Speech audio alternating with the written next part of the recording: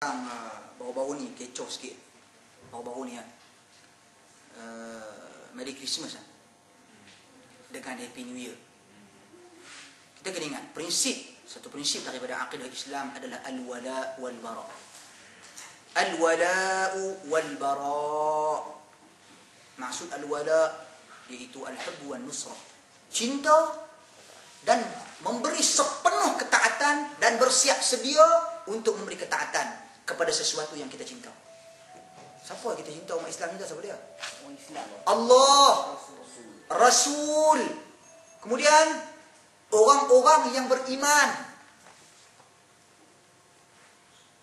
Adapun al-bara, kita membenci dan berlepas diri daripada sesuatu yang dibenci oleh Allah, Rasul dan orang-orang yang beriman.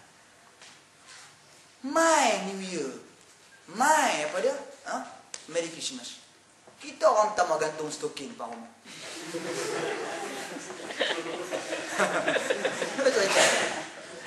Kita duk sibuk duk pergi duk buat kajian pokok Christmas mana yang elok.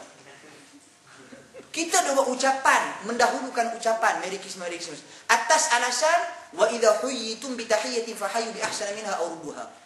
Bila kamu diucapkan itu ucapan yang baik, maka jawab dengan lebih baik atau jawab seperti yang diutarakan kepada kamu.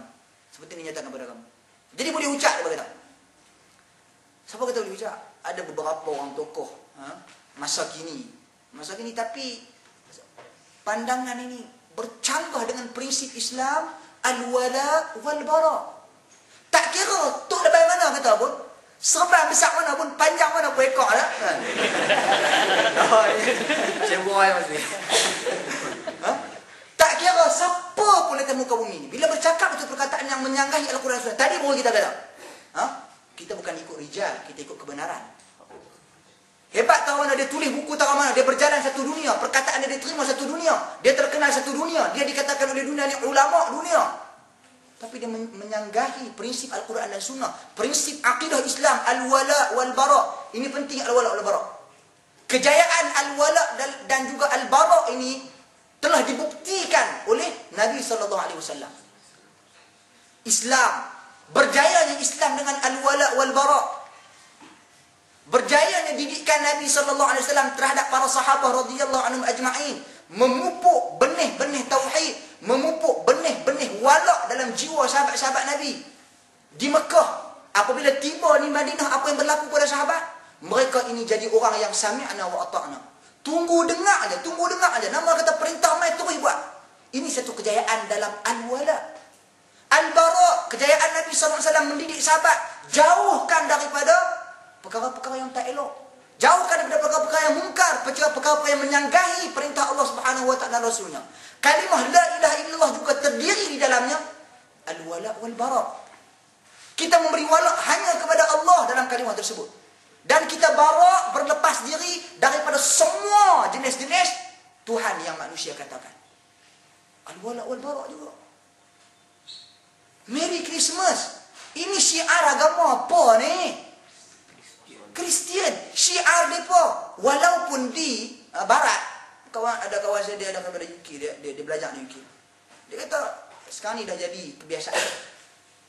Walaupun kebiasaan Nabi SAW apabila Nabi tiba di Madinah, mengapa Nabi tidak mengizinkan sahabat-sahabat di Madinah, golongan Ansar, berterusan menyambut perayaan kaum Majusi, kaum Arab jahiliyah pada ketika itu? Pasal apa Nabi kata innallaha abdalakum abdalakum innallaha qad abdalakum bihima khairun minhuma. Sesungguhnya Allah Subhanahu wa taala telah menukarkan kamu dengan keduanya dengan lebih baik daripada keduanya. Sesuatu yang lebih baik daripada keduanya. Apa dia? Idul Adha dan Idul Fitri. Adakah Nabi pada masa yang sama mai kita sambut juga? Tak apalah.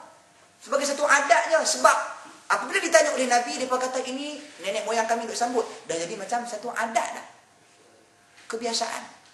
Tapi nama kita al-wala wal-bara, perkara-perkara yang berkaitan dengan syiar golongan-golongan kufar, maka kita orang yang pertama sekali tak tepi. Aku tak kira siapa kata, hang siapa ke, tak kira. Ini prinsip al-wala dan juga al-bara dalam Islam. Ini jangan kita ambil ringan. Begitu juga Happy New Year. Habis semua Happy New Year, Happy New Year, Happy New Year, Happy New Year, Happy New Year, Happy New Year, Happy New Year. Apa dia Happy New Year? Ini masih awal Muharram.